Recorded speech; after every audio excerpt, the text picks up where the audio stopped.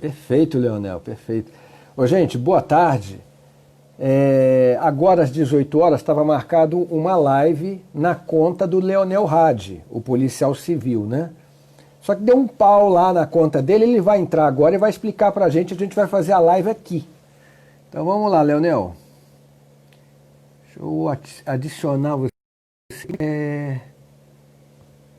Ô, Leonel, manda o pedido para você entrar aqui pra gente conversar.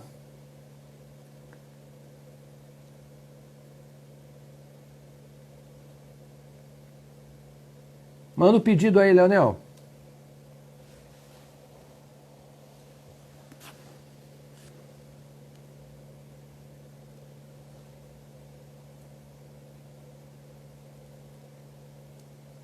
Estou aguardando aqui o Leonel me mandar o pedido para ele poder entrar aqui na live com a gente. Ué, peraí. Aqui, ó. Mandei o pedido para você. Aê! Aê! Agora entramos, agora sim. Claro, pô. Não vão derrubar assim, né?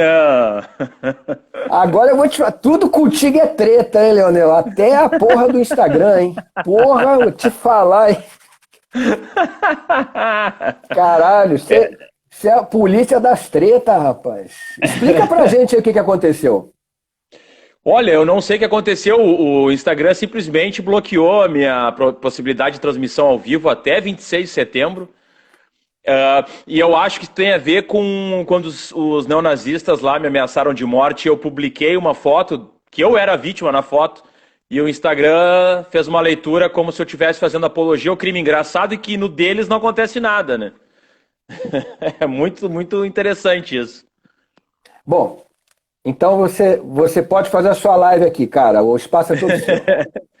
Valeu, Latuf. Bom, era para fazer lá no meu perfil e convidar o Latuf, então vou fazer aqui. Depois eu pego com o Latuf esse vídeo aí quando ele salvar e vou deixar no Facebook, no YouTube, para a gente divulgar. Bom, Latuf, a ideia, né, pela toda a tua trajetória, toda a tua caminhada em relação ao teu posicionamento como artista, o teu posicionamento político, e que eu acho muito relevante, né, nesse momento que a gente tem esse avanço do fascismo, dia após dia a gente vê uma consolidação dessa lógica. É muito importante que a gente dialogue e que tu traga tuas experiências em relação a essa questão da censura que a gente vê que vem avançando, a tua trajetória em relação à militância, como isso se dá com a parte artística mesmo, né? Porque muitas vezes as pessoas acham que o artista não tem que se vincular a pautas políticas. Então, para iniciar, assim, queria que tu trouxesse um pouquinho da tua história, porque isso aqui vai ficar lá também na minha página no Facebook e no YouTube. Claro que aqui todo mundo conhece a tua trajetória, todo mundo sabe. Mas eu digo, para quem não te conhece por alguma situação, que tu trouxesse um pouquinho da tua trajetória e da tua história de luta e de trabalho artístico também. Bom, Leonel, antes de mais nada, eu agradeço o seu interesse em ter essa conversa comigo. Queria me solidarizar contigo em relação a essas ameaças que você vem tendo, justamente por conta dessas investigações que você tem feito em relação aos neonazistas aqui em Porto Alegre, né, aqui no Rio Grande do Sul. Então, gostaria de me solidarizar contigo. E, bom, eu comecei como chargista em 1990, né? Comecei trabalhando na imprensa sindical. Naquela ocasião eu não tinha nenhuma formação ideológica, até porque eu estava saindo dos anos 80, não tinha movimento estudantil, né? A gente estava saindo da ditadura militar, estava tudo esfacelado, né? Então, eu não tive nenhuma formação ideológica. Então, comecei a trabalhar com a imprensa sindical porque eu não consegui trabalhar no mainstream media, né, na chamada grande imprensa, porque eu não tinha quem indica. Minha família era humilde, não tinha ninguém para indicar, né? Pudesse me indicar para um jornal. Eu cheguei a bater na porta de alguns, mas não deu certo, claro. Então, eu comecei a trabalhar com a imprensa sindical cultista a partir dos anos 90.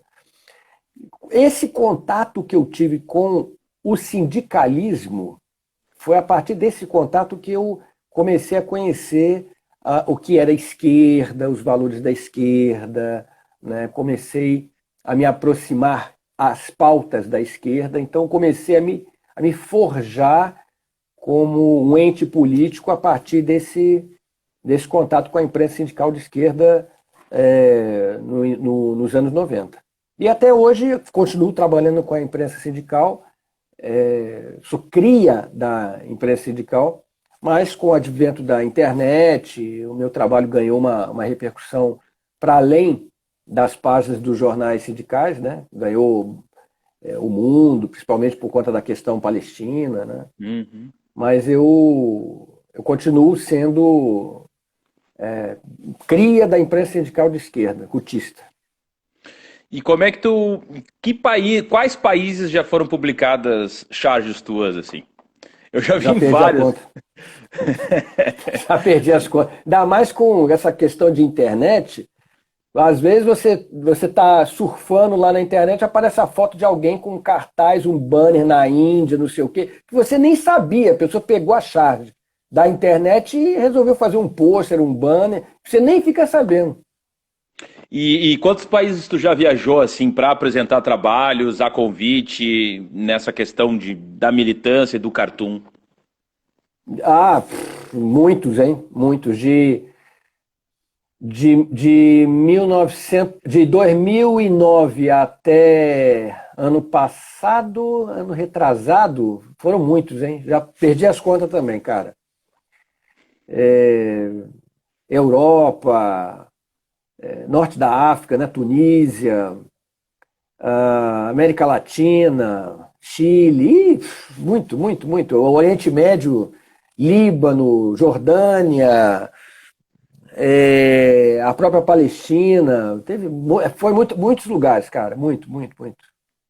E como tu vê esse avanço como é que tu observa as movimentações da extrema-direita global? Porque, enfim, tu também faz cartoons para situações muito mais amplas do que no Brasil, né? Tem situações no Brasil, mas tu sempre aborda muito a questão da Palestina, muito a questão das fronteiras, essas críticas a esse totalitarismo global que a gente vê avançando, esse fascismo global. Como tu observa, tem uma trajetória que, por exemplo, assim, porque dá para ver que tem uma pessoa muito muito inteirada, assim, que vem observando as questões, já vem fazendo denúncias antes daquilo se consolidar. Então, como é que momento que tu viu, assim, analisando, inclusive depois uma questão legal de a gente conversar é essa questão do rádio amador também, né, que isso é muito interessante, né? Mas em que momento que tu observou e disse assim, olha, tem uma onda e essa onda tá ficando global e teve algum momento que tu observou isso em charges, tu começou a fazer, começou a se repetir em algumas questões em vários lugares do mundo? Olha, eu diria que esse ascenso do fascismo, ele começa no momento em que você tem um recuo da esquerda revolucionária, com a queda do Muro de Berlim. A princípio, quem ocupou esse espaço foi o fanatismo religioso, principalmente no Oriente Médio, né? Quando você tem a queda da possibilidade de você construir uma sociedade a partir de marcos socialistas, da chamada utopia socialista, quem toma o lugar é a chamada utopia religiosa, né? É o messianismo. Então, esse fenômeno, por exemplo, ficou muito, muito claro no Oriente Médio, por exemplo, né? Então, posteriormente a isso, começaram a florescer, exatamente porque a esquerda estava recuada, né? Essa esquerda de combate estava recuada, você começou a ter o florescimento de movimentos neonazistas, principalmente na Europa, né? Acho que onde mais eu ouvia falar de florescimento do neonazismo, do fascismo, foi na Europa. E eu até achava isso engraçado, falei, não é possível, cara. Vocês estão vendo nazista debaixo da cama, não é assim não, mas era. Na Alemanha, por exemplo, que foi o berço, né, que tem legislação que você não pode usar nem suástica, por exemplo, eu ouvia muitos relatos lá nos idos dos anos 2000 de organizações neonazistas, fascistas se organizando, já naquela época. Agora, o que eu percebo é que existem ondas, né? Então, nos anos 2000, principalmente aqui na Europa, na América Latina, houve aquela onda dos governos de linha de esquerda. Não vou nem chamar de socialista, mas de linha de esquerda, né? Muito capitaneados pela Venezuela. Então teve a Bolívia, o Equador, a própria Venezuela, o Brasil, o Uruguai, Honduras, Nicarágua, né? Então, esses governos todos, essa onda, vamos dizer assim, bolivariana, ela teve um auge, mas os Estados Unidos trataram de neutralizar isso, né? Todos esses governos de linha bolivarianista, com exceção da própria Venezuela, todos eles caíram, inclusive o Brasil. Então, com essa queda, né, e principalmente, eu senti um pouco que o Trump foi uma espécie de galvanizador disso, né, de aglutinador. E isso demonstra muito bem a influência que os Estados Unidos têm, né, a política americana tem no Ocidente, né? Não começou com o Trump, obviamente, né? Muito antes disso teve por exemplo, o Rodrigo Duterte, lá nas Filipinas, né? Então, antes disso, você já tinha o surgimento de governo de linha fascista, vamos dizer assim. Mas parece que o Trump ele amalgamou isso daí, né? Você vê, por exemplo, a relação que o governo brasileiro tem com o Trump, com o Bannon, que é um dos gurus do Trump, né? Então parece que aqui no Brasil, por exemplo, se diz que o ascenso dessa direita que nós conhecemos hoje, bolsonarista, coxinha, etc., se deu a partir de 2013, né? Eu diria que no momento em que você teve esse chamado golpe institucional que aconteceu no Brasil, você teve esse florescimento, você destampou a tampa do esgoto, entendeu? E deixou sair todas essas coisas que estavam guardadas no armário. Porque o bolsonarismo não inventou o que você vê hoje. Ele simplesmente empoderou o fascismo, né? O fascismo sempre esteve na periferia da sociedade, na escuridão, na sombra. Agora, não só aqui, como em outros lugares, na Europa mesmo, e nos Estados Unidos, ele saiu para a luz do dia, se sentiu à vontade para sair, viu as condições para sair, né? E em relação a esse avanço da censura que a gente começa a observar, começa primeiro com essa questão mais do teatro, do cinema, dos fundos e tal, mas a gente observa que já teve casos de cartunistas processados. Como tu está vendo essa situação e que relatos que tu tem para nos trazer sobre isso aí? Bom, é muito natural que isso aconteça, porque todo o regime autoritário, de arroubos autoritários, fascistóides, como é o caso do nosso, por exemplo, ele vai reagir mal à charge. Isso não é só no Brasil, né? Eu tenho experiência com o Egito, com a Turquia, com Israel, né? Não é bem-vindo. Você vai sofrer alguma represália, né, por parte desses regimes, de uma maneira ou outra, né? Mas, por exemplo, tem países que se eu for visitar, eu sou preso. A Turquia, se eu for visitar a Turquia, eu certamente serei preso, é certo. Não tenho dúvida a respeito disso. O Egito é a mesma coisa. Ou a Arábia Saudita, ou o Bahrein, ou talvez até os Emirados Árabes, né? Esses lugares todos, o chargista não é bem recebido, não é bem-vindo, né? Porque são regimes autoritários. E no Brasil, com esses incidentes recentes, tanto ano passado, quando teve um incidente aqui, em Porto Alegre, de uma exposição de charges que estava sendo organizada, que foi organizada pela Isso, Grafar, né? Conta bem essa situação aí, isso é importante a gente reforçar. A Grafar é um grupo é uma organização de chargistas e cartunistas gaúchos, né? Curiosamente, eu não sou gaúcho, eu sou carioca, moro aqui há 7 anos. Mas eu já ganhei o Green Card gaúcho, né? Eu só não gosto de chimarrão, mas está tudo certo. Mas essa organização, ela promoveu uma exposição de charges com esses chargistas gaúchos e me convidou gentilmente para participar, exatamente para questionar esse estado de coisas e a ameaça que o Estado, que a República sofria diante do governo Bolsonaro. Isso é muito irônico, né? Então a exposição foi muito correta, porque ela mesma foi vítima do que aquilo que ela denunciava, né? Então essa exposição foi organizada para ser exibida na Câmara de Vereadores, né? E a presidente, que é a Mônica Leal. A Mônica Leal, do PP, ela, por conta lá de um pedido, inclusive, do Walter Nagelstein, né, que nós conhecemos bem, proibiu, né, proibiu. Aliás, Walter Nagelstein, que não gosta de debate, né? Não gosta de debate, que coisa, né? Ele tem medo de debate, né? Eu já chamei ele para debater comigo sobre Palestina, Israel, na Guaíba, naquele Esfera Pública, ele recusou. Não. Ele recusou, ele recusou. É inacreditável. Aí, por conta disso, a exposição foi retirada, foi cancelada.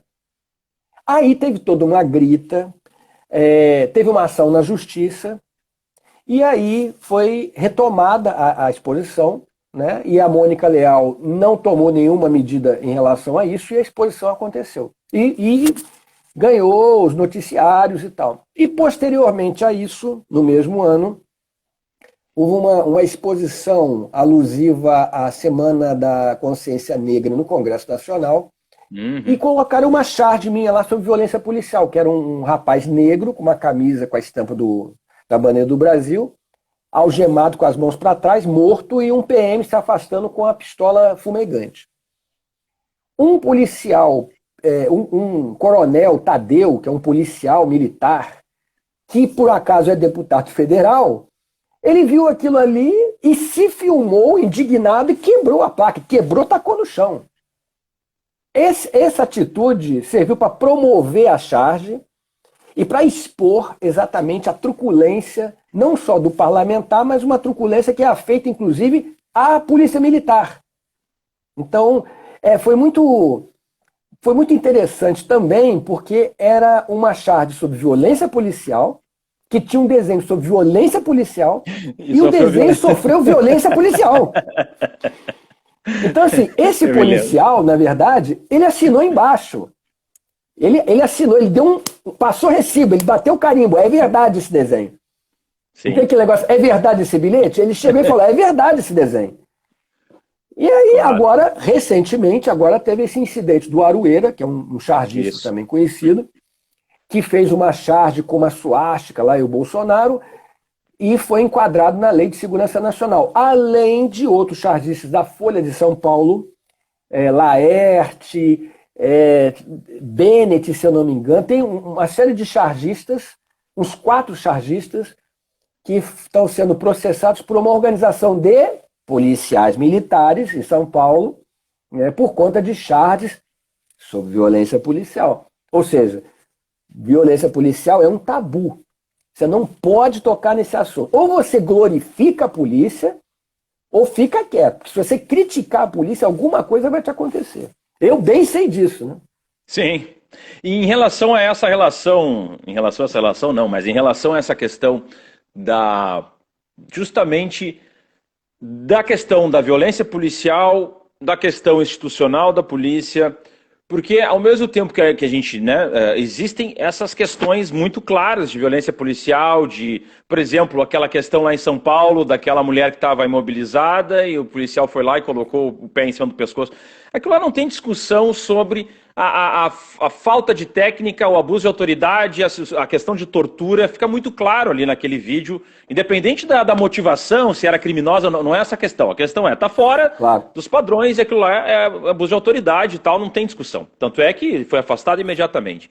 Mas como é que se dá como é que a gente pode, vai sair um pouco, talvez um pouco dessa questão do cartoon, mas como é que a gente pode observar que a gente faça a crítica àquilo que está equivocado e, ao mesmo tempo, a gente não entre nessa generalização que a extrema-direita sempre tenta fazer, né? Quando se critica o abuso policial, por exemplo, as situações em que a polícia age fora da legalidade, age fora da lei, se generaliza como se aquela crítica pontual fosse uma ideia de que somos contra e tal, e não precisa, e todo policial é isso.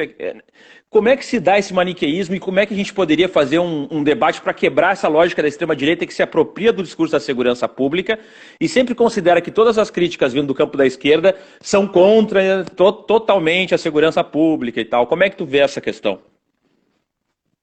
Pois é, eu vejo o seguinte, antes realmente não havia contraponto, sabe? Não tinha contraponto.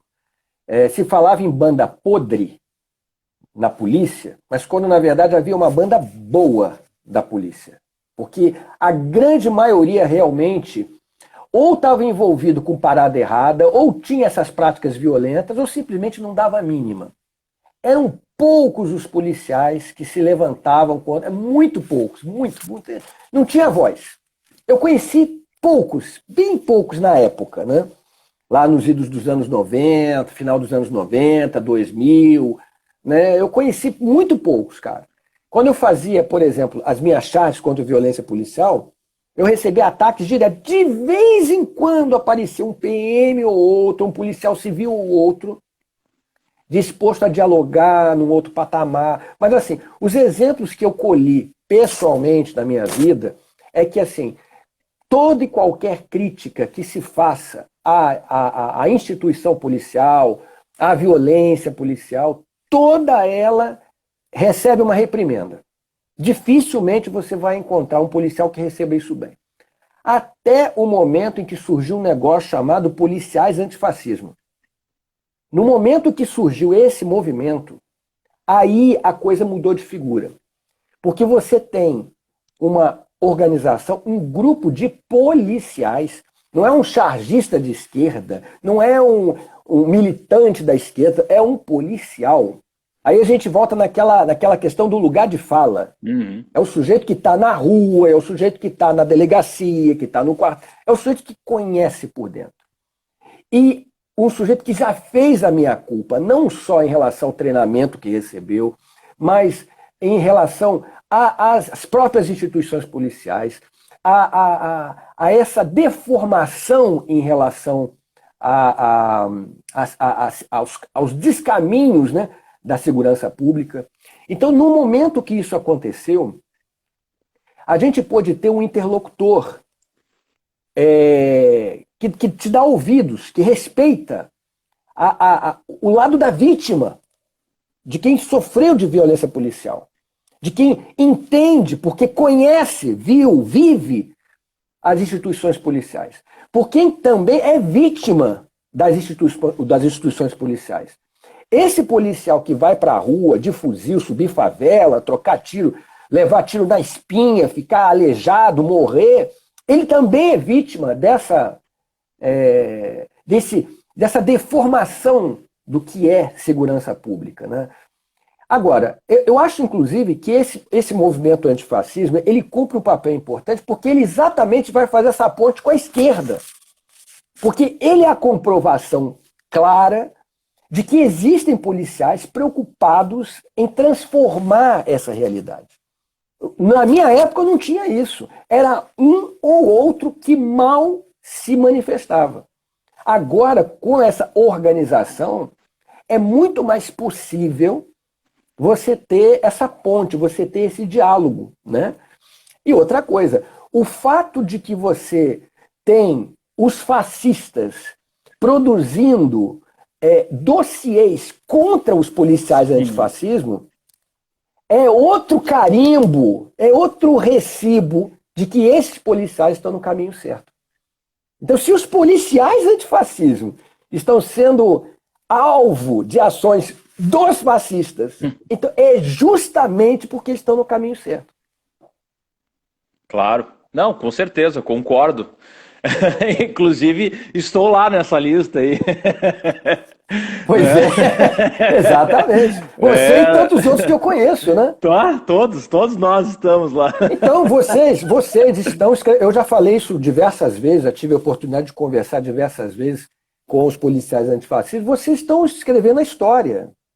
O policial antifascismo, ele está escrevendo a história. Porque É inédito, eu desconheço isso. Olha que eu acompanhei polícia, né, desde muito tempo, aliás, como chargista, desde os anos 90. Agora, antes disso, eu ouvia programa policial. Morava no Rio de Janeiro, né? Sim, Dificilmente você mora no Rio de Janeiro e consegue se desvincular desses temas policiais, né? Claro, claro. Então, você não tinha essa possibilidade.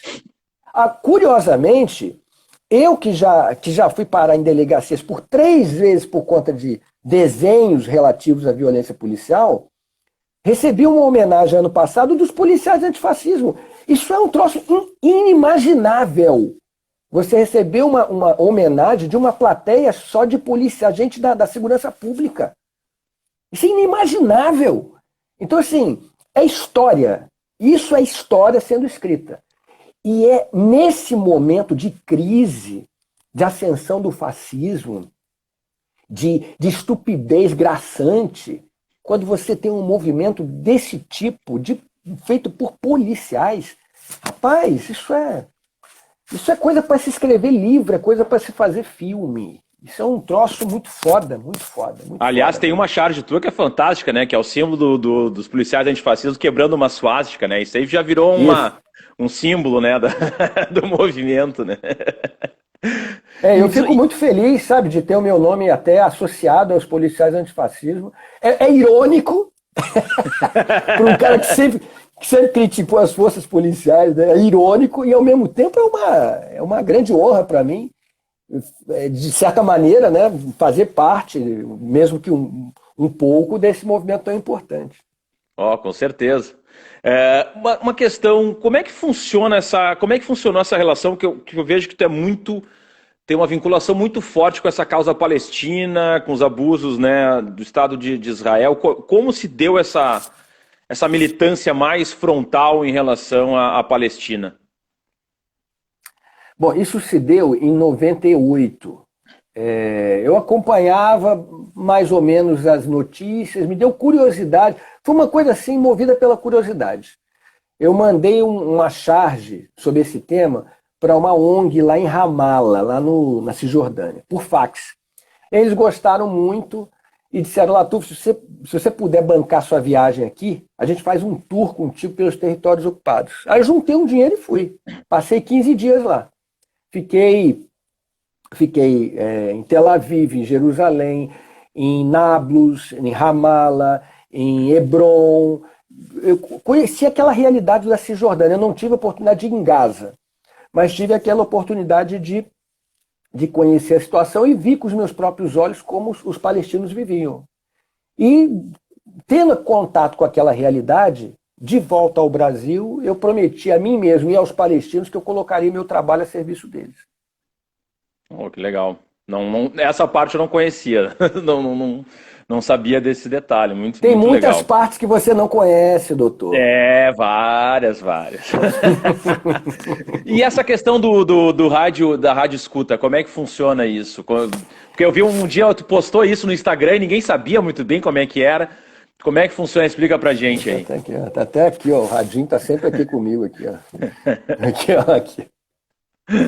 Bom, essa coisa da rádio escuta eu tinha quando era garoto, né? Nos anos 80, quando eu descobri que num rádio eu conseguia ouvir outros países, aquilo me fascinou muito.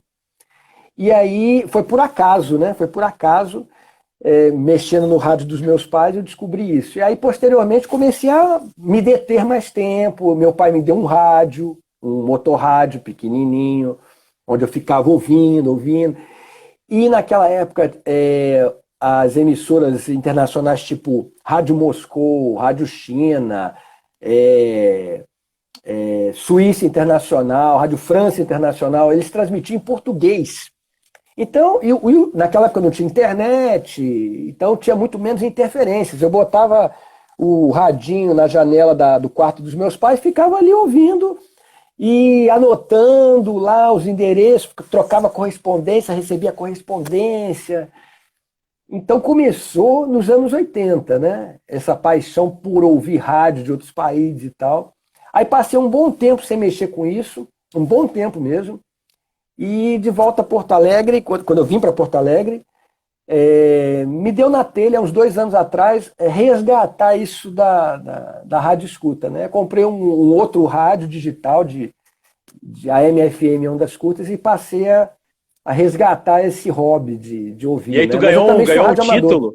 Como é que é? Tu ganhou do rádio amador, então, que tu ganhou o diploma lá tinha recebido, tinha conseguido não sei quantas ondas, alguma coisa assim que tu tinha recebido uma titulação que tu tinha postado aí esses dias no Instagram. Acho que era um diploma dizendo que um certificado que tu tinha conseguido, não sei quantas horas. E como é que é isso? Tem uma associação global? Como é que funciona isso? Não, aquilo ali é o seguinte, aquilo ali é uma confirmação, é um cartão QSL, é um cartão de confirmação que a emissora emite para comprovar que você ouviu a emissora na frequência e na hora que você indicou, né? É, no passado se fazia muito enviando por correio a- a- a- o informe de recepção e a emissora te retornava com o cartão QSL. As pessoas no passado costumavam colecionar esses cartões QSL. Tem um cara, por exemplo, aqui, um rádio escuta, aqui em Porto Alegre, que chama Célio Romais, que é um cara que já é rádio escuta há muitos anos, né? Ele tem pilhas de cartões QSL que ele colecionou ao longo de anos, né? Isso que você viu é um EQSL, ou seja, é um QSL digital. Sim. Eu captei a emissora das Ilhas Salomão, aqui na beira do Guaíba, entrei em contato com eles pelo Facebook e eles me mandaram o certificado dizendo, realmente você conseguiu captar a nossa emissora, porque no meu caso foi até muito fácil, eu gravei, mandei para eles o vídeo, falei, ó, ouve o áudio aí, eu captei vocês aí, é verdade, aí mandou o QSL para mim. Hoje é até Ah, que mais fácil, legal. né? Sim, que legal. E Latuf, para ir te encerrando, o que que tu acha, o que que tu diria como desafios para os Encerrando? cartunistas? Você já tem mais meia hora, filho. Você Ah, fica à bom. vontade. Ah, bom, não quero tomar teu tempo, né? Não, que isso? É porque é o seguinte, o Instagram, ele só Ele dá permite uma uma hora, ele hora. corta. É, ele dá uma hora É e uma hora. corta. Então a gente tem que terminar às 19 horas. Beleza. Ah, Às não, então se 19 horas. tá com tempo, então vamos lá, então. Então, beleza. Não, eu Ô, só que não quero Leonel, tomar teu tempo. não, a gente nunca teve a oportunidade de conversar assim, pô. Tá ótimo. Fica à Aí, vontade. o que que tu diria como desafio para os novos cartunistas, assim, Latuf? Independente da questão política, digamos assim, eu quero começar a fazer cartoon e me especializar nisso e ser profissional nessa área. O que que tu indicaria para quem está começando? Hoje é muito mais fácil, Leonel.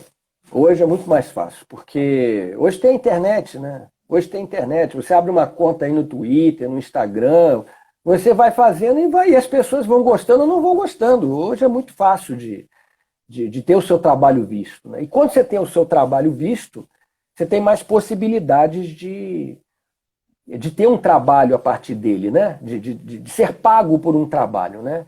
Porque você primeiro precisa ser visto. Antigamente tinha um negócio chamado portfólio. Você botava os seus melhores trabalhos num álbum, botava debaixo do braço, batia nas editoras e mostrava. Agora você não precisa disso, agora está tudo na internet.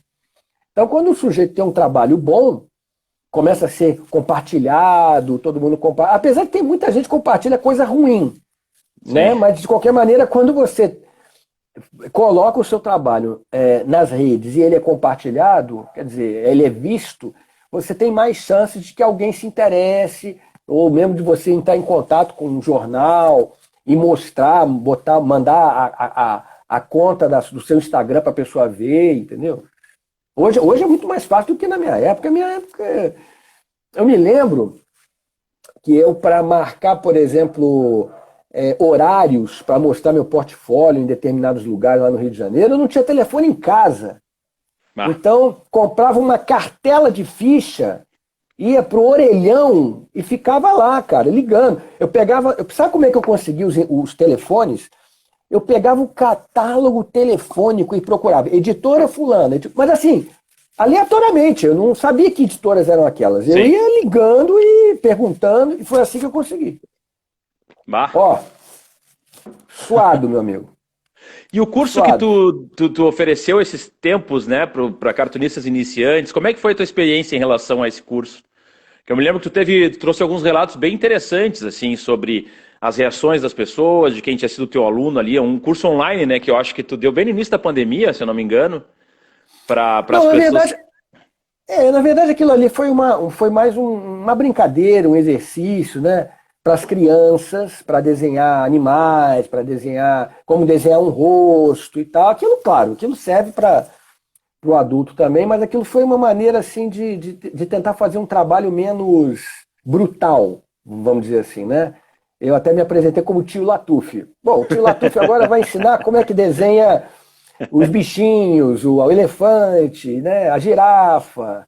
Às vezes eu sinto um pouco de falta, né, de fazer umas coisas mais lúdicas. Por isso que, inclusive, eu tenho meu trabalho.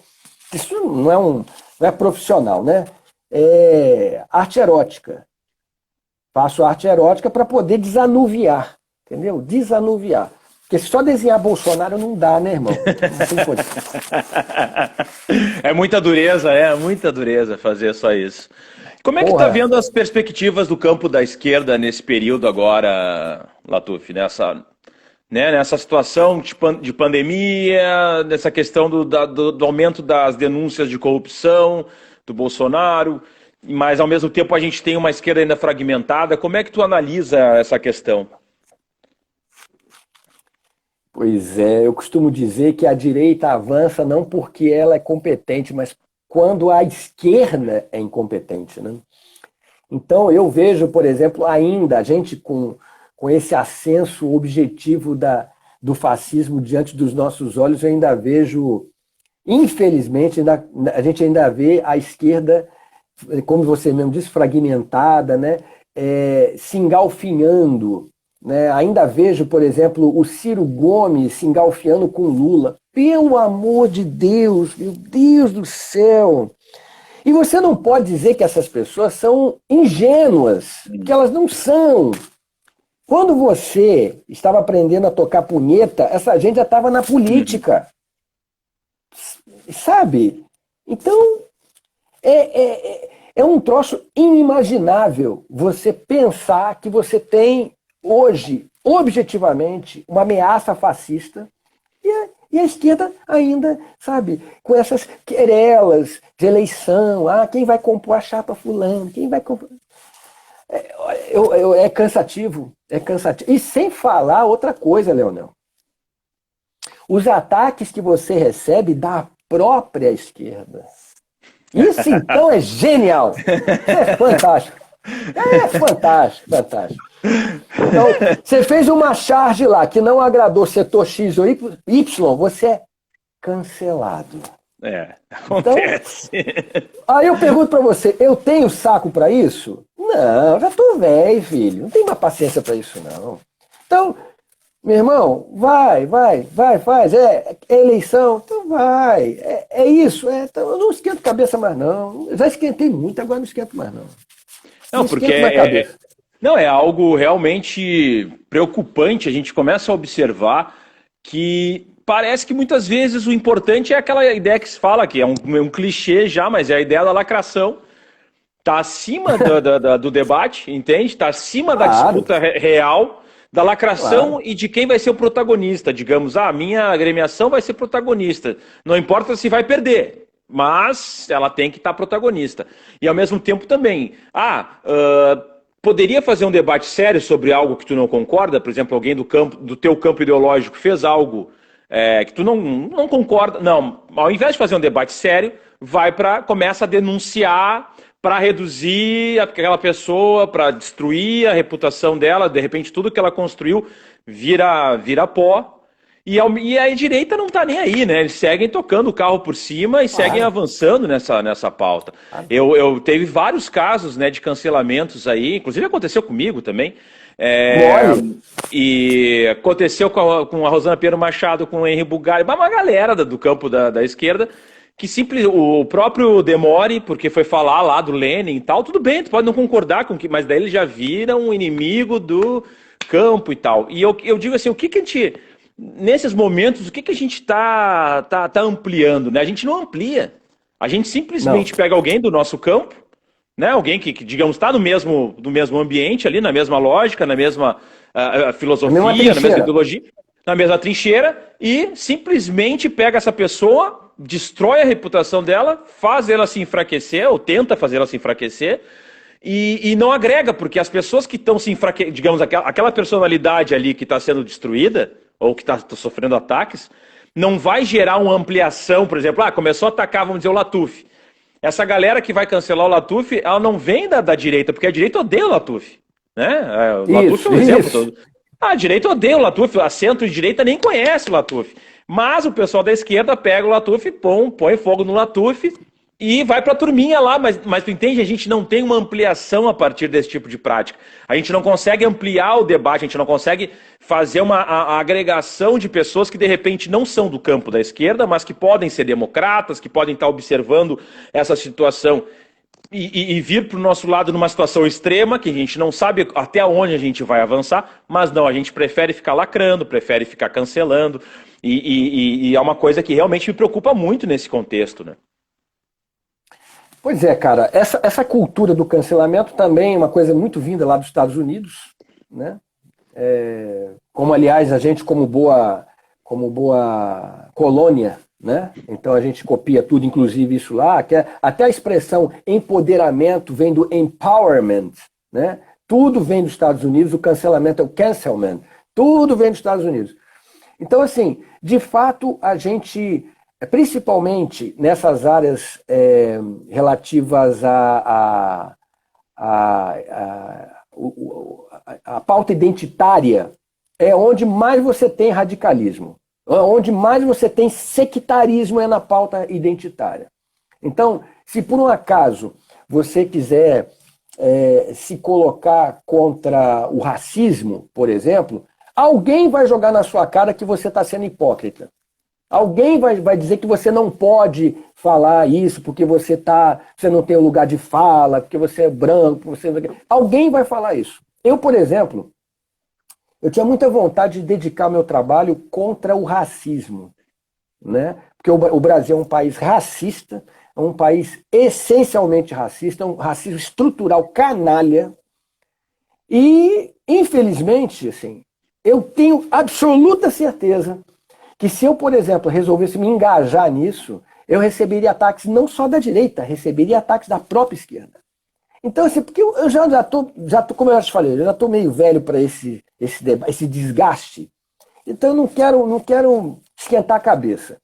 Quer ver uma coisa?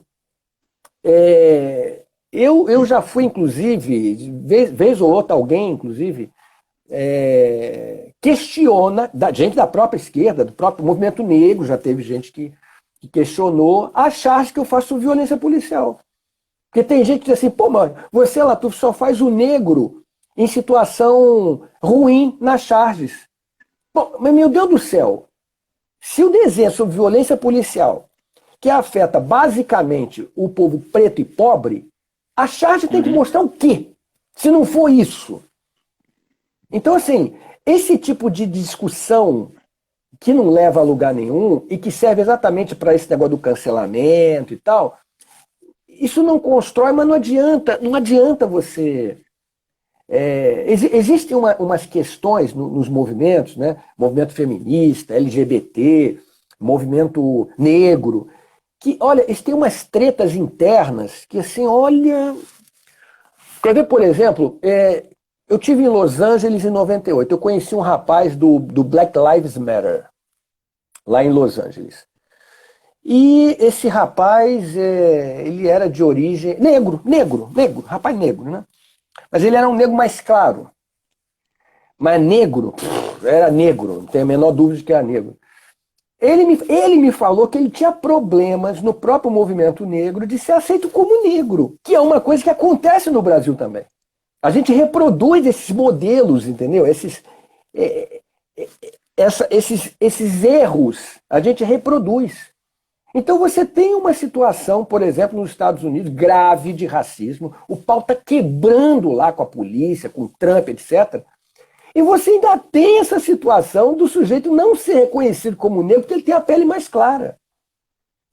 Então, assim, sabe, diante de um negócio desse, quando você tem um inimigo crescendo diante de você e você ainda se pega nessas discussões, tem uma hora, cara, que assim, você cansa, entendeu? É chato, cansa.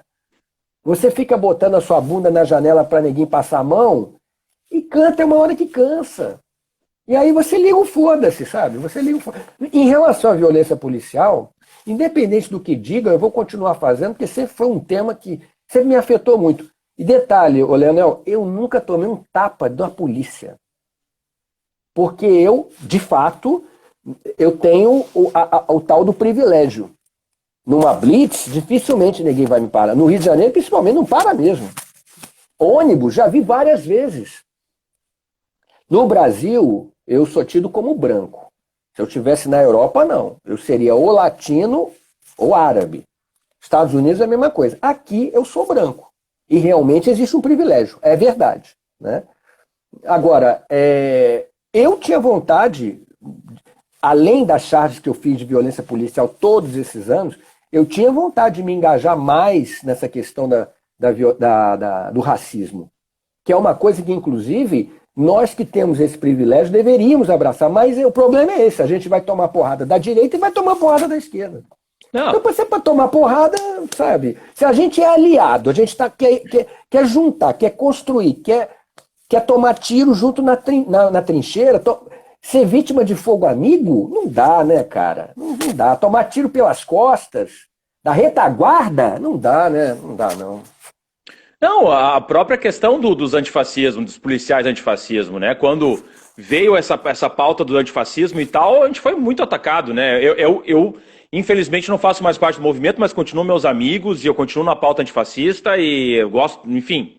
Mas eu quero dizer, todos os policiais antifascistas... Você deveria voltar, tá, Leonel? Estamos negociando, já falei com o Zacone, falei com o Pedro, todo mundo. Você deveria voltar. Não, mas a gente continua na batalha juntos, não, continuo muito próximo ali. Mas o que eu quero dizer, essa pauta dos policiais antifascismo, na época que começou agora, no início do ano, quando começaram as manifestações antifas, e daí os policiais antifascismo fizeram esse manifesto a favor da democracia e tal. Bom, a gente passou, o movimento e qualquer outro policial que fosse, passaram a ser atacados assim de uma forma absurda pelo campo da esquerda. Que não existe policial antifa, que todo policial é fascista, que se é policial automaticamente é fascista, quer dizer, enfraquecendo, né? Porque daí o que acontece? Dentro da polícia tu toma pau porque tu é antifascista, fora da polícia tu toma pau por ser policial, quer dizer... E aí, o que agrega? O que agrega, entende? O que a gente consegue ampliar? Porque dentro tu não consegue ampliar internamente, tu enfraquece aquele cara daqui a pouco ele não tem mais pra onde correr, ele vai ter que ficar quieto. E aí eu quero dizer, o que o campo da esquerda vai ganhar com isso? O que ganha com esse tipo de ataque, com esse tipo de pauta? Então é bem complexo o negócio. Não, pois é, a gente precisa ter mais escuta, sabe? É preciso ter mais escuta. Eu acho que as diferenças, elas vão acontecer, né?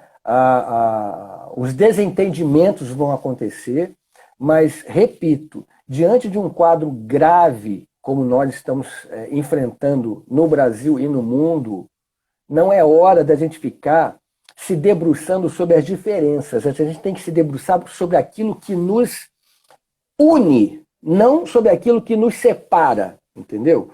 Então, movimento, por exemplo, dos policiais antifascismo, independente, e olha, eu posso falar isso com muita tranquilidade, porque sempre fui um crítico da violência policial, das instituições policiais, já sofri na pele as represálias, eu posso falar isso com a maior tranquilidade, não tenho problema nenhum de que é um movimento absolutamente relevante, né? E a pessoa que não é capaz de acolher esse movimento é estúpido, ele é envesado, ele não consegue ver a realidade nem se ela fosse pintada de amarelo com bolinha rosa, entendeu? Então, para mim, assim como tem, por exemplo, o movimento de juízes pela democracia, MP pela democracia, né? Todos esses movimentos são muitíssimo importantes, né? Porque são movimentos que fazem parte do sistema que mantém o establishment ali, entendeu? De proteção do establishment. Então, não tem nem dúvida sobre isso, sobre a importância de movimentos como policiais antifascistas, não tem nem dúvida disso. Agora a esquerda... Eu fico muito triste, sabe? Eu fico muito triste de ver exatamente isso, que a esquerda que deveria ser a vanguarda, que deveria, né, ela se pega nessas picuinhas, né? Mas vou fazer o quê? Vida que segue. Segue o baile, como dizem aqui no Sul. Deixa eu ver se eu volto. Voltei? Tinha dado uma caidinha. Voltou. Beleza. Então tá, Latuf. Foi uma... Já temos mais 5 minutinhos. Vamos ver se é aqui... 5 minutos. Então tá, vamos chegar até o fim, só que a minha conexão sempre começa a pirar quando chega lá pelos 50 minutos, ela começa a ficar toda cortada. Acho que ele começa a avisar, olha, tá terminando. Então se eu cair, já sabe. Em relação a essa disputa que existe hoje, né? Porque eu falo pro pessoal, internamente nas instituições a gente observa hoje uma disputa interna, vou falar da segurança pública específica, mas tu vê isso no judiciário, tu vê no Ministério Público, a mesma situação. Existe uma disputa dos democratas, daqueles que querem, podem não ser de esquerda, mas que vão lutar pela Constituição, lutar pela legalidade, lutar pelas eleições em períodos ok, e tem um outro grupo que quer realmente aprofundar o fascismo, a ditadura e tal. E existe uma disputa clara interna nas instituições, tanto no judiciário quanto na polícia. Mas me parece, já que a gente abriu essa questão, né, me parece que tem um grupo do nosso campo, do campo democrático, que quer se abster desse debate, quer se abster dessa disputa interna nessas instituições, inclusive eleitorais, digamos assim. Eu vou dizer, esse ano vai ter uma enxurrada de policiais que serão eleitos nas câmaras de vereadores e prefeituras do país. E invariavelmente serão, majoritariamente, da extrema-direita. Esses caras depois, lá na frente, né, vão se eleger deputados estaduais, deputados federais, senadores, enfim, governadores até, enfim. E com essa pauta da extrema-direita. E vão pautar as pautas da segurança pública, vão votar projetos e leis e tal da segurança pública. E a esquerda parece que quer abdicar dessa disputa, abdicar desse campo político-eleitoral, desse grupo. Qual é a tua análise em relação a isso? Como é que tu vê essa disputa que vai acontecer na política, que é na política proporcional, eleitoral, que acontece também? A minha crítica em relação às eleições é porque a esquerda no Brasil ela se limita às eleições.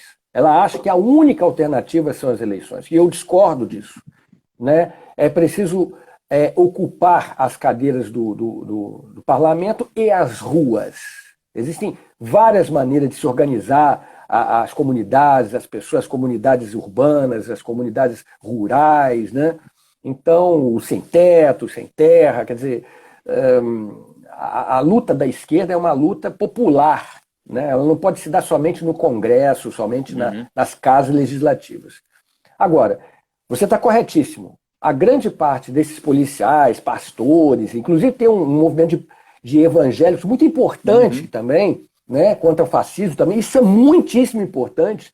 Seria importante que esses evangélicos antifascistas também ocupassem as casas legislativas, porque só entra pastor picareta para se eleger, né, policial fascista para se eleger. Então, por exemplo, tem um candidato lá no Rio Grande do Norte, que é do Policiais Antifascismo, é o Pedro Tchê, se eu não me engano. Pedro Tchê.